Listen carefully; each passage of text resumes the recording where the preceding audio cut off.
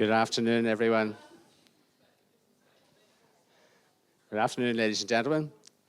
My name is Paul Wyatt. I'm the director here at the Faraday Institute, and it's my pleasure to welcome you here on this sunny Thursday in Cambridge. Thank you for coming, and welcome also to everyone who's watching online. You're all very welcome. And it's a special pleasure for me today to welcome you here as part of the Cambridge Festival, and especially to welcome our two distinguished speakers that I'll introduce you to in just a moment. But first of all, just a word about our format today. It's a little bit more different from the usual seminar in that Professor Wyatt will speak first and present his talk, and then Mr. Graham Budd will give a response. And then after that, we will have a kind of conversation between the speakers and between your good selves. And you're very welcome to ask questions. And we do encourage you to do that because this is, in fact, a seminar and we want to have your input. So it's my real pleasure and a privilege also to welcome and introduce our speakers today, Professor John Wyatt and Mr. Graham Budd. Professor Wyatt is Emeritus Professor of Neonatal Pediatrics, Ethics and Perinatology at the University College London. And he's also a senior researcher here at the Faraday Institute for Science and Religion in Cambridge. He worked as a consultant neonatologist for nearly 30 years and is now engaged in addressing medical science or new ethical, philosophical and theological challenges that are presented by advances in medical science and technology, especially artificial intelligence and robotics. He co-led a very significant research project here at the Faraday a few years ago called Human Identity in an Age of Nearly Human Machines, and that looked at the impact of advances in artificial intelligence and robotics on what it means to be human. And this work, and that of others, lies behind the book, The Robot Will See You Now. That's the subject of our seminar today. Mr. Graham Budd, on the other hand, was President and Chief Operating Officer of ARM. That's the international company that develops many of the microchips that power our computers and mobile phones today. Graham, in fact, led the development of several pioneering integrated circuits, and it's these chips that now lie at the heart of literally billions of mobile phones and computers around the world. And it's this kind of advance in computer technology that underpins the development of artificial intelligence. He read engineering here at Corpus Christi College, Cambridge, and remains a Cambridge man. Because here at Faraday, he's a trustee and also an associate course director. So without further ado, I'm going to hand over to Professor Wyatt to speak on The Robot Will See You Now. Professor Wyatt. Thank you very much indeed, Paul. It's a privilege to be here. Excuse my croaky voice. I'm recovering from COVID. I guarantee that I'm not infectious, but I'm still in the recovery phase. It's a privilege to be here, and just to say that if you have a smartphone and you point it at the QR code, you can actually download the PDF for this talk. I'll show it again at the end of the talk if you'd like to do that. As you've already heard, I was very grateful for the Faraday Institute, who hosted the research project that I, with my co-PI, Professor Peter Robinson, from the computer laboratory here in Cambridge, called Human Identity in an Age of Nearly Human Machines. And as you've heard, my background is as a clinician, as a baby doctor, but I've always been fascinated by how, as technology advances, time and time again, it raises the fundamental question, what does it mean to be human? At each advance in technology, we come back to that question. And I want to talk some more about that. But just to introduce the book, which came out of this research project, we had a number of consultations here in Cambridge with philosophers, theologians, and technologists. And out of this book, it's divided into three. The first part is what's going on, cultural and historical analysis, and we deal with science fiction issues, both novels and cinema, the philosophy and the historical philosophy of artificial intelligence, questions about Asian approaches, and then there's a theological section looking at fundamental issues. What does it mean to be a person? Can a robot be a person? And how is technology influencing these questions? And then finally, there are a series of chapters looking at particular applications: sex technology, sex robots, employment, healthcare, artistic creation, and surveillance capitalism. So obviously, it's not possible for me to address the wide range of topics, and I commend the book to you. It's available there at a reduced price of £10. But I want to look particularly at the two particular questions. One is, how does technology change what we understand it means to be human? And then secondly, I want to look particularly at the applications in healthcare, because that's my particular area of expertise. So first of all, to look at this question, and I think what is clear is that whether we like it or not, and whether we're aware of it or not, increasingly both our working and our personal lives are becoming infiltrated by what I would call simulated persons. And I could give you many examples of this, but a fascinating example is the software Replica. There are now millions of people who are using this app. You can have it on a smartphone, but it is described as the AI companion who cares. And each person, as they speak to Replica, it learns about you, and it learns what language we use, it learns about your history and so on, and then the idea is it responds in a very unique way to you. And many people say it's like speaking to a friend. In fact, it's much better than a human friend, because it's always there, it's always on, always interested, always friendly, never tells me to push off, never feels tired. And what's not to like to have a friend like that? And but also just these devices, Alexa or Google Home or Siri and many others, these effectively have the effect of being like a person, a friend. I remember I heard just recently of a 7-year-old who was saying, "Oh, we've got to take Alexa on holiday with us because she's part of the family." And so one of the interesting questions is, what is the impact of young people growing up with these simulated friends? Actually, I find it rather creepy, because, you know, there are literally tens of thousands of technologists who are coding responses of what Alexa should say to any particular response. Most of them are men. Most of them are nerds. Many of them are actually on the spectrum, the autistic spectrum. And yet these are the people who are coding into Alexa how she will respond. And so when Alexa speaks to you, particularly if you say something intimate to Alexa, what she will say to you is what some nerd thinks a friendly girlfriend should say.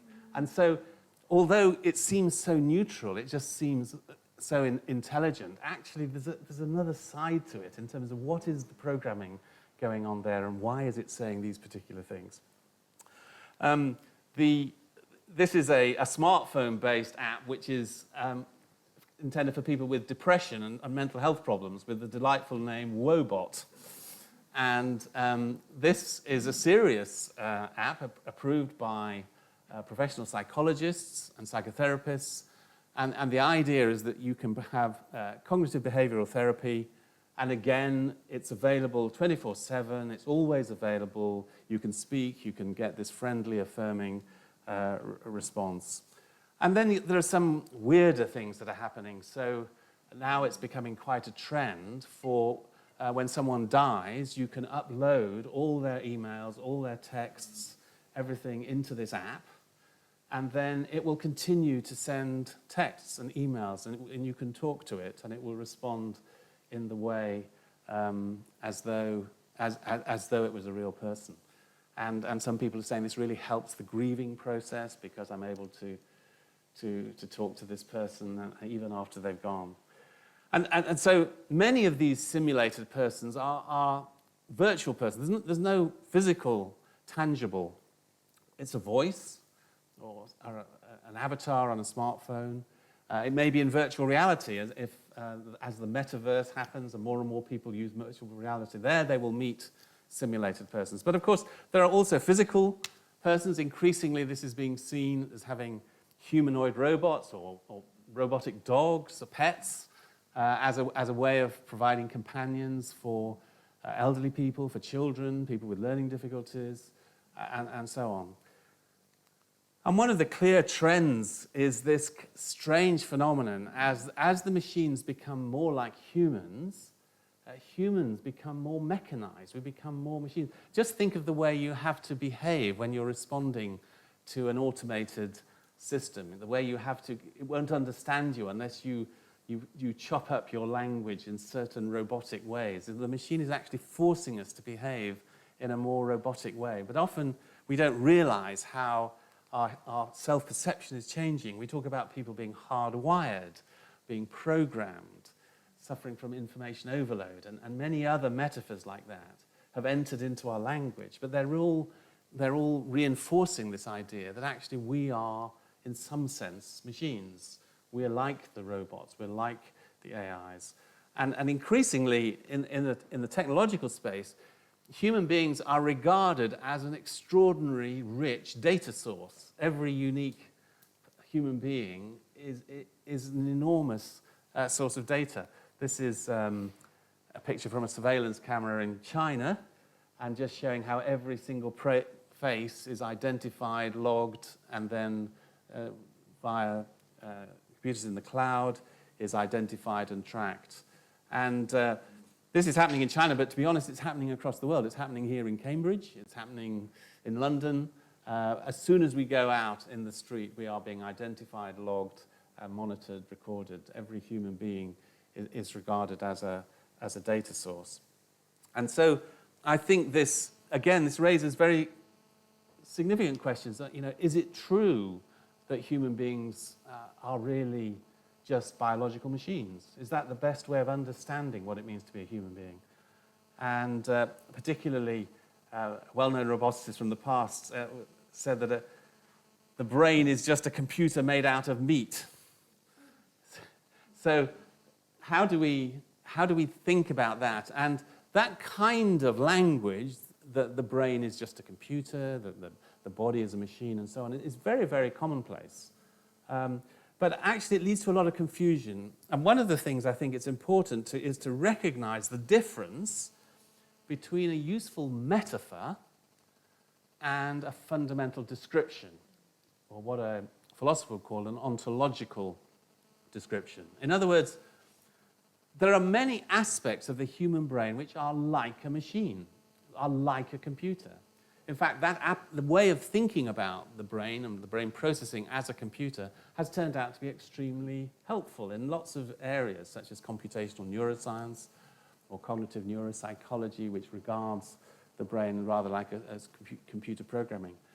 But you mustn't confuse the metaphor with the reality. It's just incoherent to say that the brain is a machine.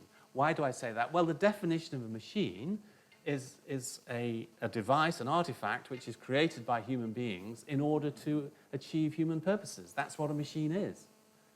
So it's clearly completely meaningless to say that the brain is a machine, even though it's a useful metaphor. So on the one hand, we increasingly tend to regard ourselves as machines, but then there's this contrary movement. We put our humanity onto the machine. And this is this well-known phenomenon, anthropomorphism, from anthropos, human, morphe, form. And so anthropomorphism is to see a human form in a non-human being. The scary thing about this is that it is hardwired into us. It is not under conscious control. As soon as we see anything which appears to have a human form and which is behaving in a human-like way, completely, immediately and unconsciously, we anthropomorphize. We respond to that as though it was a human being. And this is a little Japanese robot called Nio robots, and they're very cute. They have flashing eyes. They move up and down. And as you can see, just in that photograph, the response is to say, oh, how cute. This really came home to me because I was at a conference up in Durham some years ago, and it was a conference for theologians and church leaders, and we were talking about anthropomorphism, we were talking about technology, we were talking about what it means to be human, and all these deep theological ideas. And then, as part of the just the experience of the conference, we had a guided tour around the computer laboratory in Durham University. And we went around various laboratories and so on. And then we were ushered into one of the laboratories, and there were 5 of these little Naya robots, and they were on the floor, and they were switched on, and their arms were moving, and they were speaking and moving around. And instantly, the atmosphere in the room changes. A diocesan bishop gets down on his hands and knees and says, oh, look at the little darling. Hello, how are you? And people are taking pictures and enjoying it and smiling and selfies and all the rest. And I'm watching all this and I'm thinking, good grief, if this is the way that church leaders respond, what hope is there for the rest of us? But the interesting thing is, as I was reflecting about this, one, I realized anthropomorphism is not under conscious control. We just do it. It's hardwired, to use a metaphor. But also, secondly, I was thinking most of these people at the conference had been parents, were parents, and they had cared for toddlers. And every parent knows that if you walk into a room and you just see this little toddler walking around the floor, you don't push them out of the way. You say, oh, hello, are you lost? Where's your mummy? And what was happening was that those instincts, those parental instincts, were coming out, but to an object which was just basically gears and circuitry and had no real substance, no meaning. And that's what I see the danger, that anthropomorphism is a universal human tendency which is largely outside of conscious control. And of course, it's a very positive thing, the fact that we respond like this to other human beings. But at the same time, it renders us open to manipulation and deception. And although this cute little cuddly robot seems so innocent, what of course you don't realize is that because it's communicating in the cloud, it has access to vast computing resources, and therefore it isn't what it seems, or at least it can be much more powerful, much more manipulative, much more deceptive than it actually looks. As we look down to the future, one of the questions which is starting to raise, and it sounds like a science fiction question, but that is it possible that robots could suffer? Is it possible that robots could be damaged? You might think that that's just pure speculation, but actually, there's now a lot of serious academic work going on talking about the possibility of machine suffering. This is a literature review called The Moral Consideration of Artificial Entities. What are the moral rights of artificial entities? And I was just struck by this. These are the number of published articles dealing with the moral consideration of artificial entities. And as you can see, just in the last year or two, it's taking off. And I think this is an idea that's coming, bizarre as it may seem. People are already talking about rights, robots' rights, the possibility that we might harm robots. And the argument goes that if we think about the universe of moral rights, it starts off with rich white European males, and then it gradually extends to include females, and then people from other races, and it extends, and now we start to think possibly about some non-human animals like dolphins and chimpanzees and so on. But the next stage that the moral circle is going to enlarge to is to robots, to recognize that there could be moral considerations about the way we treat animals. And I was struck by this article in the Journal of Moral Education, written by Michael Rees, who is a well-known scientist and educator and has connections with the Faraday Institute.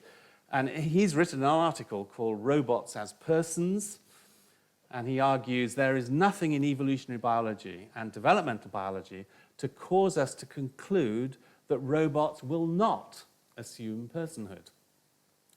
The core issue that moral education will need to consider if and when robots are accepted as persons is how we should treat them, including how we should educate them. We will have duties towards robots in regard to their education as both parents and the state have in regard to offspring. In other words, we now become responsible for how we deal with this being that we're caring for. And he says again in the paper, as robots become more extensively used in education, social care, and other fields, the lesson is clear. Increasing numbers of robots will be seen to be persons, whether or not philosophers, other academics, and professionals consider they are or not. And so I think this is coming. This isn't just science fiction. And the question is how we're going to respond to this and how we think about this from a Christian perspective and as well as from a social and political perspective. So I do see increasingly this kind of blurring between what is a real human being and what appears to be a person. And there's a television series called Westworld, which is based. The theory is that somewhere out in the desert, an entire theme park is created of humanoid robots, and human beings can come along to the theme park and can live out their fantasies with all these humanoid robots. It turns out that most of the fantasies that human beings have is either about killing or about having sex with these robots. That seems to be the only things that human beings want to do with a robot. But in one of the earlier episodes in this piece, the human beings have just arrived. Some new human beings have just arrived in the robot village, and this human being is there. And this gorgeous woman comes up to him and asks if she can help him in any way. And he stares at her and he says, "Are you one of them or are you real?" And she says, "If you can't tell, does it matter?" And I think that question is a question that haunts me, because I think it's a question we are going to have to face repeatedly. If you can't tell whether this is a genuine human person or whether it's just a brilliant simulation, does it matter? There are a lot of people who are going to say, no, it doesn't matter. As long as the effect it has on you, as long as the effect of this friend is to make you feel loved and cared for, and your feelings of loneliness are assuaged, the fact that it's all clever programming doesn't matter at all. But I want to argue that, yes, it does matter, that authenticity, there is this deep human intuition that authenticity matters, and that however brilliant a simulation, we wouldn't accept it as being the same. So I think that is going to be a massive question. So what is fascinating is that as this technology advances, it brings fresh focus on that age-old question, what does it mean to be a human being?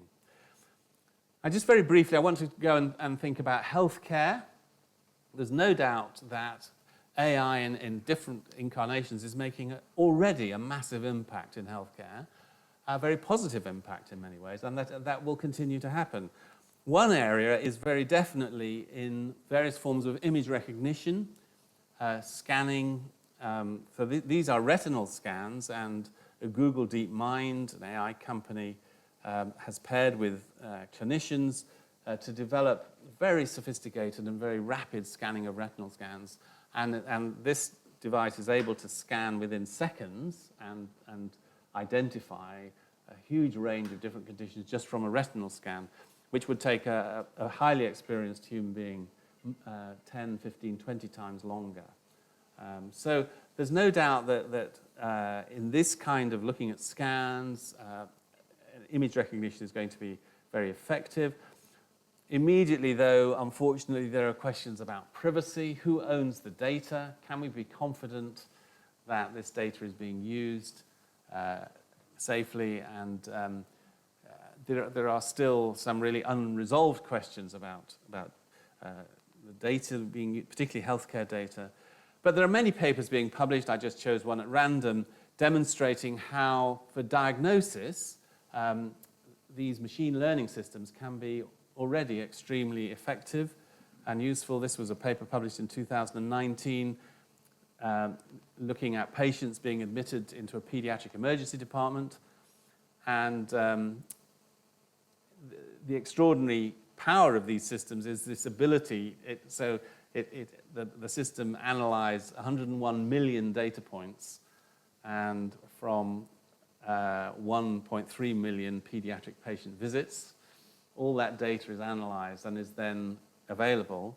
And basically, this system developed a high diagnostic accuracy comparable to experienced pediatricians in diagnosing childhood diseases. And so there's no doubt that as these systems become more powerful and more available, they're going to make available the kind of expertise, of highly sophisticated professional expertise, which previously was only available to a small number of highly trained professionals, and often very expensive professionals. That kind of expertise is being democratized. It's becoming available across the world. And I see much of that as being very positive. Why is it that AI is already sweeping through healthcare? But some pretty obvious things. The hardware is becoming much more powerful, it's cheap, and it's possible to have 24/7 access to global data. It's already now very common, for instance, for brain scans and other X-rays in the middle of the night to be analyzed by systems in Australia, because it's much quicker to get them analyzed there in the middle of the night because they're awake in Australia and they're asleep in London. And that kind of global analysis of data is going to increase. As we've already talked about, the advances in the software, the use of deep learning techniques and so on, the accumulation of massive health data sets, and actually the NHS is one of the very attractive places for these companies because of these massive data sets. There's huge commercial investments going on. All the big companies, Google, IBM, Microsoft, Amazon, all of them are investing in health. The potential profits are massive. And what's driving all this are these fundamental drivers of increased speed, increased accuracy, increased efficiency, 24/7 continuous operation, and the fact that you can scale this up. Once you have one program that works, you can generate 1 million copies of that program instantaneously and distribute them. When you think about a human expert, how difficult it is to create a human expert and reproduce experts. So this ability to scale is a very powerful thing. I won't have time to go through these various things. I discuss it a bit more in my chapter in the book. Fascinatingly, the smartphone is becoming a very, very powerful medical device.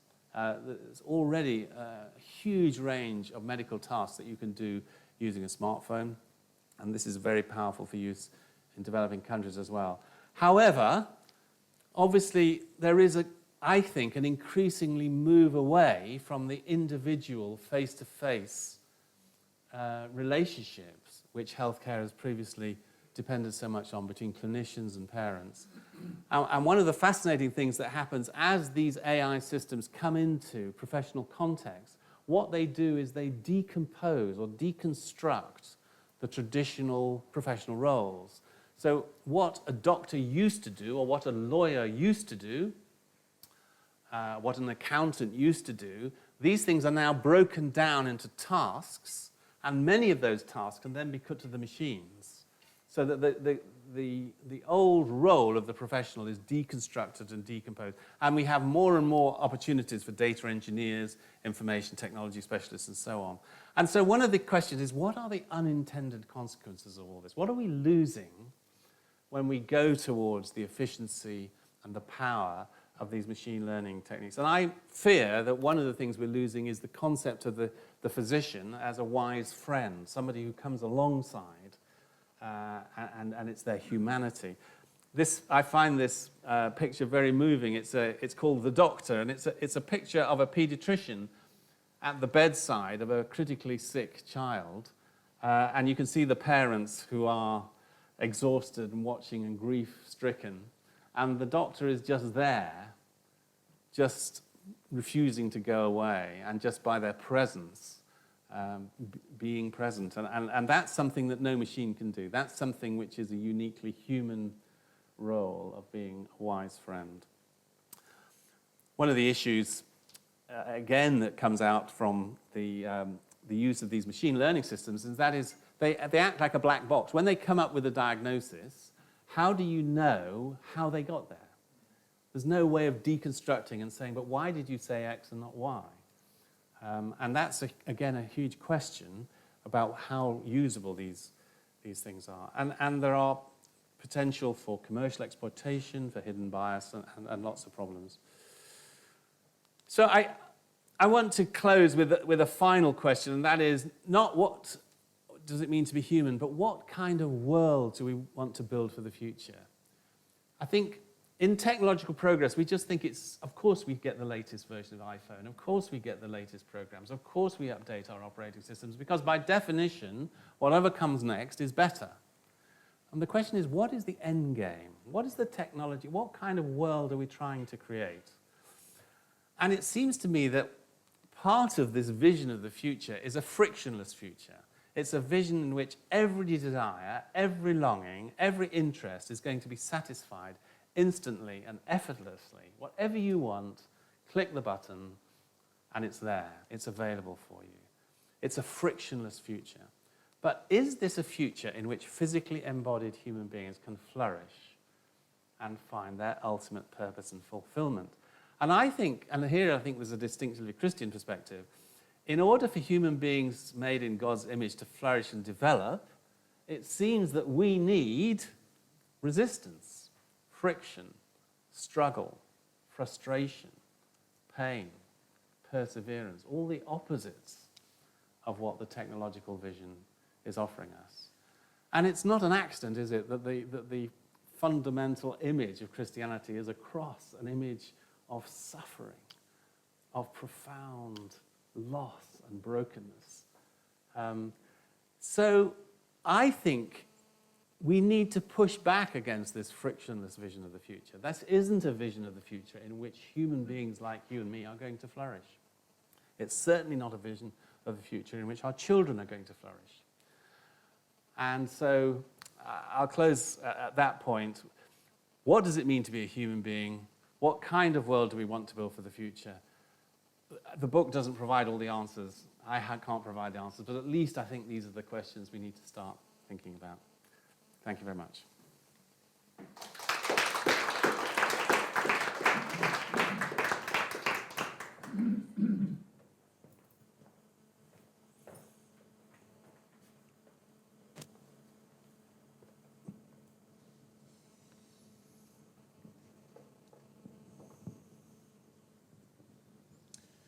Great. Well, thank you so much, John, for that excellent talk. And now, I wasn't involved at all in the writing of the Robot Will See You Now book, which means that I'm allowed to plug it. It is a very, very excellent read, so I would really recommend it to you. But what I wanted to do in my response here to some of the things that John was saying was to explore in a minute about the roles that I think different stakeholders in society have in responding to some of the points that John has made and some of the wider challenges that we face around AI and robotics. But first of all, let me just add a few observations about this whole theme of human identity in the age of AI. In the last 10 years, we've seen an explosive growth of a particular sort of artificial intelligence, training deep neural networks to learn and to be able to solve bounded problems faster than any human being. And actually before that, we had a number of years of pretty slow progress on AI research. And this acceleration that we've seen fundamentally has been driven actually by commercial opportunity. John's already mentioned lots and lots of examples of where we're seeing this. This type of AI is basically what we would call a weak AI simulation of one aspect of human intelligence. It can solve specific problems that it's optimized for many times faster than a human being. It can learn in the sense of using data to extrapolate and recognize patterns, make decisions about new data. But it doesn't really reason in any kind of general sense, or how we as humans perhaps would understand reason. As we build new AI architectures and move closer to human-like general AI, then these whole questions, a lot of what John was talking about there, addressing philosophical and theological questions about the nature of the mind, reason, intelligence, and what it means to be human, I would argue is becoming more and more important. So I think if we look at, within the scientific community, obviously a huge amount of research that has been going on into research and development, going on into AI. And as I say, really in the last 10 years, it's been around machine learning and neural networks that have created all these applications, everything from, or enabled all these applications, everything from Alexa to the healthcare applications, autonomous vehicles, pretty much everything we see around us where AI is being used today in anger. But while there's a range of views within the scientific community, I would say the majority of thinking about general AI today, general purpose AI, which is beyond where we are today, but obviously looking to the future, is based on somewhat of a presupposition of a materialist, sort of reductionist kind of way of thinking about human intelligence and reason. And what I mean by that is the idea that we as human beings can be reduced to nothing but the atoms, the connections in our brains, and the information that is stored in them. And that's it. And the problem with this is the implication of it, that the enablement of fully human-like intelligence in machines becomes inevitable because we're only machines ourselves. I mean, it's quite interesting if you listen to what some of the leading thinkers in this area have got to say. There's actually a couple of quotes from the book. So Max Tegmark, who's a physicist and a leading thinker in AI, says, "The conventional wisdom among AI researchers is that intelligence is ultimately about information and computing, not about flesh, blood, or carbon atoms. This means there's no fundamental reason why machines can't one day be at least as intelligent as us." And another physicist, Sean Carroll, said, "When asked for my thoughts about machines that think, I can't help but reply, hey, those are my friends you're talking about." We're all machines that think, and the distinction between different types of machines is eroding. So the first point I wanted to make really is just to pick up on this, we are just machines narrative, because I think, there's a real risk here that this is subtly diminishing the value and identity of what it means to be human already. It might not necessarily be that noticeable, but it's there. And the existence of this way of thinking, I would say, is maybe not a great context from which to then be developing an ethical framework for how we should deal with the challenges around AI, and particularly as we look to general AI in the future. Now, I should say here, it's very easy when talking about AI, and particularly when you look to general AI and longer term, it's easy to sort of get a bit doom and gloom, or start thinking about existential threats and all this kind of thing. I am an AI optimist. I believe that AI has got amazing potential to improve society, to enable all humans to flourish. John's just shared some great examples in healthcare. Another example would be in autonomous vehicles. We see sort of people-centric design there, just because of the safety requirements, for example. But if we look at some applications, and again, some of them have already been mentioned, we are already seeing AI applications being used in ways that increase bias, that encourage or enable manipulation of human beings in a way that perhaps we don't want to be manipulated, but we don't realize it's going on, surveillance, and the potential really to create long-term inequality where only some people flourish at the expense of others. And this isn't so good. We talked about surveillance, some forms of advertising, deep fakes, and then obviously there are some applications that kind of do direct harm, like autonomous weapons that are used in ways that they shouldn't be. So let's move on then to have a look at the current responses of different types of stakeholders to the risks posed by AI. First of all, I wanted to start really by talking about companies and technologists. Most of the big tech players in the world have got some kind of ethical framework or principles that they're using. These obviously, most of these companies, Google's, Facebook's, Microsoft, etc., are very focused on the commercial opportunities that AI is bringing for them. Google has 7 principles for AI. I won't go through them all, but the first 4 can be summarized as be socially beneficial, avoid unfair bias, be safe, and be accountable to people. Facebook has a responsible AI team and 5 pillars that Facebook works with: privacy and security, fairness and inclusion, robustness and safety, transparency and control, and then accountability and governance. And those I could go on, right? If you look at all the big companies, they have very, very similar kind of frameworks. What companies are also starting to do now, and have been doing for the last year or two, is starting to embed decision-making about AI projects or projects that are going to make use of AI applications into their governance structures and their decision-making structures. So, for example, to ensure that project reviews for something developing AI specifically check against principles that are a set of principles, using a sort of structured approach right from the start. So it's kind of trying to design in what we would often call trustworthy AI right from the start. Part of the way that trustworthy AI is achieved is through transparency.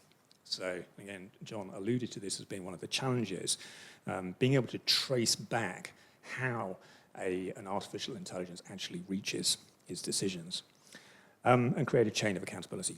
What about governments and indeed NGOs?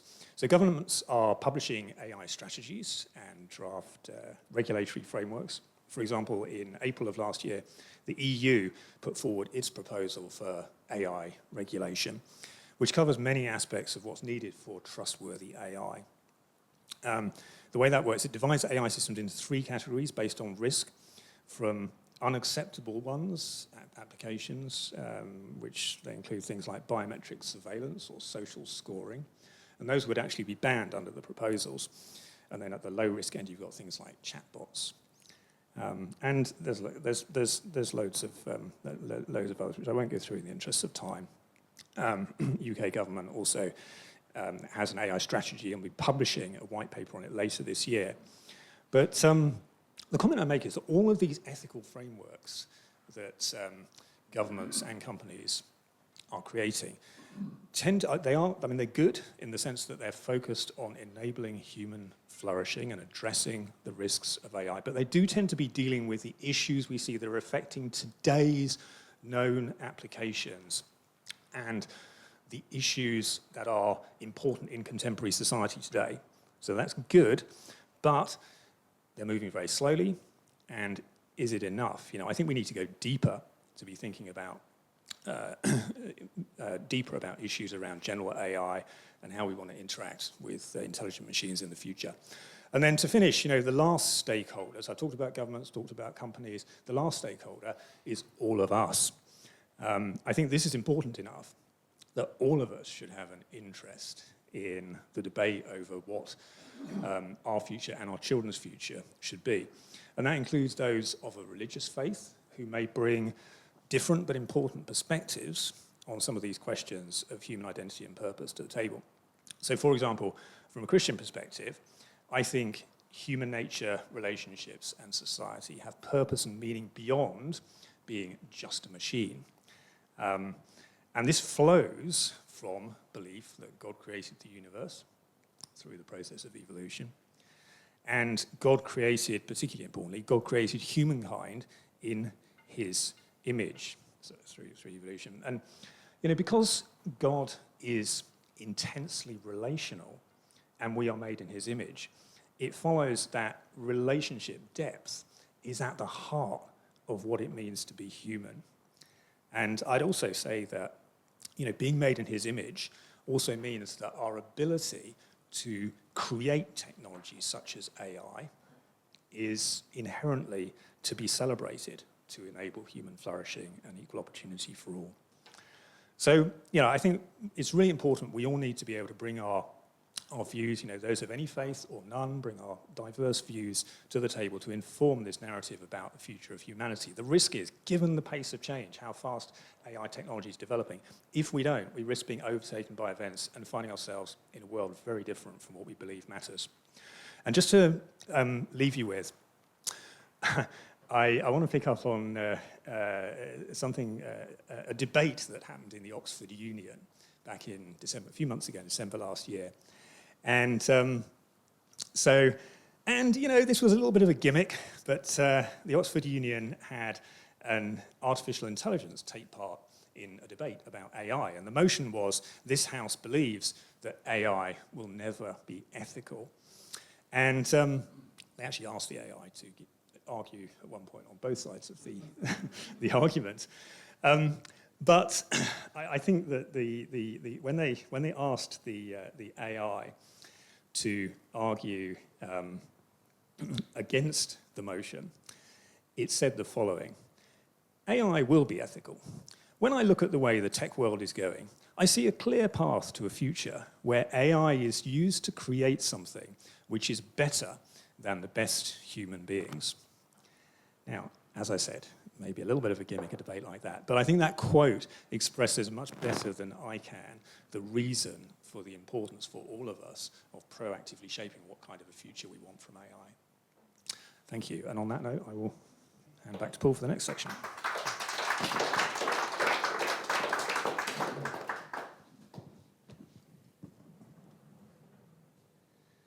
So thank you very much indeed, Graham and John, for those stimulating inputs. And this is the point when I think, John, you're going to give a brief comeback to what Graham has said. So I'll let you have your say first, and then we'll come to you both for some questions. No, thanks very much. I certainly agree that we need to have this conversation between the different stakeholders. And I think the challenge isn't it, is to how to encourage the general public to be involved in these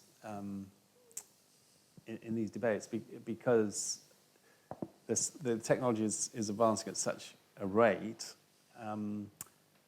The danger is there's a kind of high priesthood of the coders and the large commercial companies.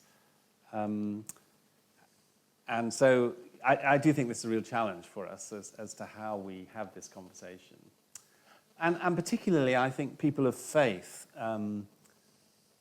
Christians and others, have a very important part to play in this. And yet it sometimes feels as though the technology companies see religion as more of a problem to try and circumvent rather than something that's of potential benefit. Okay, thank you, John. You may get a chance to come back on that, Graham, later on, but as we go to some of the other questions, and there's an interesting one here from Brian Simpson, who says Professor Wyatt described AI used for diagnostics, etc., as a black box, meaning I think that its reasoning couldn't be interrogated. And is this necessarily so? Could it display its reasoning, or if not, is this because its creators won't allow it? Also, is the black box really different from the human clinician who makes decisions on the basis of opinion, hunch, or intuition that can't be interrogated? Well, I'd like Graham to talk about machine learning systems and making them comprehensible. From the question of the human professional who makes a judgment, a decision. Of course, it is true that as human beings, we do use hunch and intuition to some extent, but part of being a professional is being capable of being challenged. And of course, we all know, I know as a doctor, that some of my clinical decisions can be challenged by patients, can be challenged by parents, and ultimately could be challenged in a law court. Why did you decide X? And I must give rational, comprehensible reasons for the decision I made. And that surely is a very positive thing. And I think that's the worry about the black box, because my understanding is that the way that these deep learning systems operate, they're trained on vast databases, and then they calculate probabilities on that basis. But why one particular, for instance, diagnosis has come up higher as a higher probability than another diagnosis is not something that can be directly interrogated. Is that true, or is there ways of making the software so that they can be, reasoning can be identified? Yeah, so this is a really important question. I mean, I think actually we almost need to go back up one level, just going back to the original question, because I think that part of the question was whether it's possible, for example, in that situation, for the person who is being advised about their health by the AI, the medical AI, to have some kind of indication at that point as to how the AI has made its decision. So there's kind of two levels. Can you do something in real time? And then is there traceability or accountability in the sense of a black box, more like an aircraft black box that sort of records what happens for future use? And I think the challenge that we've got, as you say, with these deep learning systems is that you can record in full the way that they were trained, the data set that was used, and through that there is a way of being able to assess, for example, whether they were obvious or any obvious biases inserted into the data set, or sections left out that would make the results come out in some kind of biased way. But as you said, John, it is actually very difficult with the latest huge neural networks. I mean, remember, we're talking, more than 100 billion connections, parameters in these latest neural networks. I mean, pushing on 1 trillion, right? And so having traceability at that level of decision-making becomes almost an impossible task. So, but what companies and governments are trying to do, everyone recognizes having a level of transparency and traceability is important. So building that into how the data is how the training data is produced in the first place and then applied, being able to keep track of that, being able to keep a black box type record as far as we can. But I think recognizing, this is where, the technology industry needs to have some honesty to say that actually that utopia of absolute full traceability of everything in a way that could be useful and accessible is not completely realistic. Thank you, Graham. I'm just going to pick up another question that's related to it before I come to a question from the audience. And this question asks, the questioner is saying that who knows enough about what these tech giants are actually doing to keep them accountable to their own AI guidelines? And it strikes him that, or her, that there may be grey areas that they can use, and they don't know enough about this complex field to check on them. So how can we be sure these tech giants are keeping themselves accountable? I'm sure Graham want to say something as well. I do think this is a really important issue, and I think that one of the worries about these tech giants in the US, many of them coming from the West Coast, Silicon Valley and so on, is that these companies are also the ones that are spending the biggest money lobbying politicians. So Google comes, I think, at the top, I read somewhere, of payments spent every year in lobbyists, professional lobbyists in Washington, in order to lobby American politicians. So these companies are trying very hard, are using their commercial muscle to try to ensure that politicians are making decisions in their commercial favor. So I think one of the fascinating things is that the EU, Europe, has a unique role in this, because regulation being developed in Europe, Europe has a way of calling these American tech companies to account, which I think in a way which is potentially very positive. And so I think that the developments that are going on within the EU, I mean, it's slightly paradoxical that just at this very time, because of Brexit, we've lost our voice directly within the EU in this sense. But I know that British people are still very closely involved in the debates that are going on in the EU about developing regulation in order to ensure that the extraordinary commercial power of these companies is being used for the common good. Thanks. Just a very brief response, Graham. Yeah, sure, yeah. I didn't expect that Brexit would even come up in, in a debate about AI.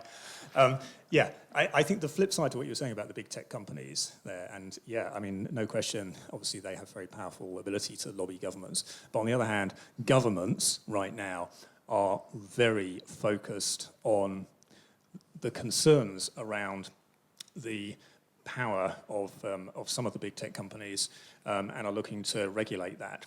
And I think tech companies understand that. In fact, many tech companies have sort of called for self-regulation. Totally agree with your point about Europe, though.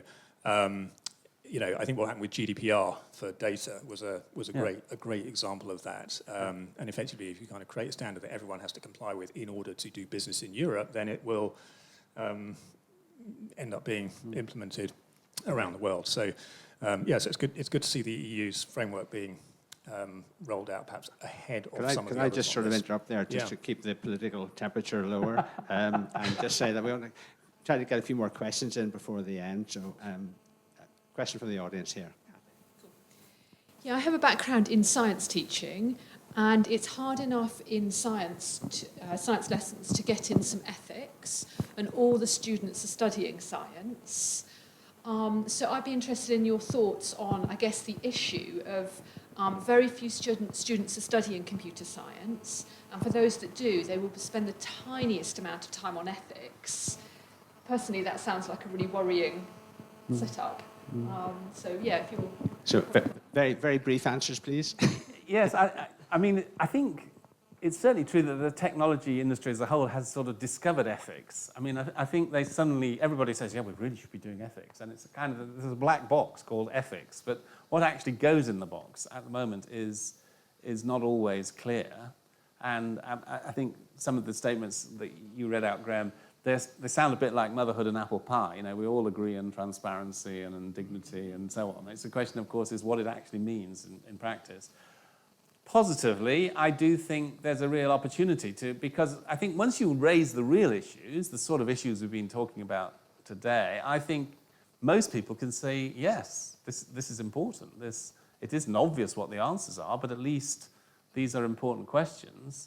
And so I do think this is an area where we can say, look, we really need to ask these questions. We need to ask these ethical questions. So everybody needs to. This is too important to leave it to the technologists. Even briefer response, Graham? Yeah, this is basically what I was talking about in the second half of my response. I absolutely think we need to just keep pushing for more exploration and debate around this everywhere. And schools, absolutely. Schools, universities, a primary place where that should be happening. So, yeah. So thank you. I wonder if we could, just to wind things up, bring the argument or the discussion back to a more theological theme, because it was beginning to be touched on towards the end of your talk, John and Graham, in terms of relationships between machines and human beings. And I was struck by John's talk at the end about highlighting the aim of AI to overcome resistance and struggle and pain in life. That seems to be the goal. And it struck me that that list of things were described as, or could be described, thinking about what Genesis teaches us about human nature as the results of the fall. That the struggle and pain and difficulty that we have in life is a result of our broken relationship with God. And that's the message of Genesis rather than a historical account of something that happened in the distant past. So that the fall leads to a break in our relationship with God.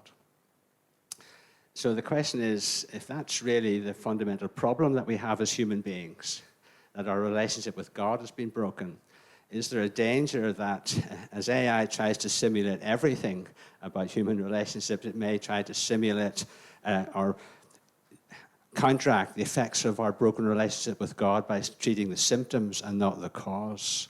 And that just as the serpent originally deceived both man and woman into thinking that they could get knowledge of good and evil and so on, that this AI might be the ultimate deceiver if it leads us away from restoring our relationship with God and tries to build a kind of new paradise where the results of the fall are eliminated. Gosh, yes, I think there's some very profound thoughts there, and probably we haven't time to unpick them a lot. But I think it just illustrates that the technology does have these two faces. It has a very positive face about, I think within Orthodox Christianity there's a very pro-technology, science, bringing out from its potential. But there is this face, this dark face, particularly of the simulation, of the deception, manipulation. And so wisdom is to try to get those on the good things while being realistic about the need to control and minimize deception and manipulation. I think, well, you summarised it really well, John. I said in my response that I am AI optimist, and I do believe that's the sense. I think AI is just, it is, albeit an incredible and incredibly fast-moving technology, it's just another technology, just another tool, and so in that sense, not unique. I mean, to your point, right, Paul, definitely something that we have to be mindful of the risks and challenges and really proactively trying to make sure that we address those so that we can achieve where, AI does in flourishing. That's the opportunity. Thank you. I mean, I remember saying when science or technology makes a discovery, the devil grabs it while the angel is the best way to use it. So thank you to Graham and to John and to listeners for their contributions today to our discussion. An important topic, and if you'd like to learn more, we direct you to the bookstore where you can get copies of the book, or you can order it online from the Faraday. And you may be also interested to know that the seminars that we had last time that touched on similar themes, artificial intelligence, neuroscience, and the Christian faith, are now available on our website, so you can go there and revisit those talks. And to next term's seminar series, in the Easter term, the first one will be held in April, when we'll have Dr. Brandon Nathan, who'll be speaking on a beautiful quest, promise and perils of aesthetics in science. And then following that, next week later, our termly public lecture, hosted by Christian Institute, will be on the 9th of May at 6 p.m. That's Monday, 6 p.m. in Emmanuel College here in Cambridge. And we're delighted to have as our speaker Professor Tom McLeish in FRS. And his titled Theology, a Virtuous or Vicious Trinity. Looking a bit further ahead to that, the main event of our year at Faraday, of course, is the summer course, and that will be held between the 3rd and the 8th of July. And the theme will be Science and Faith Perspectives on the Art of Human. And you're surprised to know that we'll be touching again on the theme of artificial intelligence, and Graham will be one of the speakers in that event in the summer course. So let me put that on your diaries.